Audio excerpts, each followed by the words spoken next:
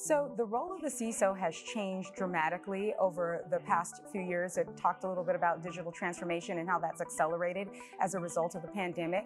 What that means for us is that we have to protect our customers and our employees wherever they are. If they are in a coffee shop, if they're at home, we have to make sure that their endpoints are protected, that the VPNs that they use to access information is protected. We also have to continually authenticate, validate, and authorize our users. That I think is the cornerstone of digital transformation and its partner, Zero Trust. We're really looking at Zero Trust as a way to shore up our enterprises and really make sure that the security that we have is actually holistic. It's not a one-stop approach to security. It's many tenants built together that create a secure environment for our employees and our consumers. So how do we keep on top of the changing threat landscape?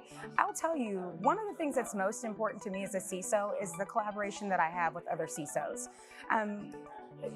Prior to COVID, it was, I think, in some ways maybe punitive for CISOs to have these really open conversations about how we do our jobs. A CISO is probably my best co-conspirator at this point. It's important that we open the doors to sharing information, sharing threat intelligence, sharing best practices, because the adversary is the same. I would say, if I could share one piece of advice, I would say, Zero Trust isn't a buzzword. It's an actual implementation that's effective.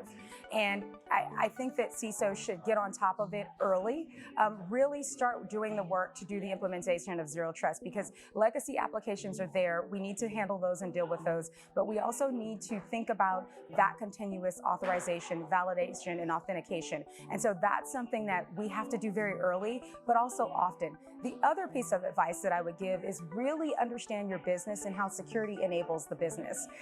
Finance doesn't make it hard to spend money, and we shouldn't make it as CISOs hard to implement security. If we can implement a frictionless approach to security, our users will become our best line of defense.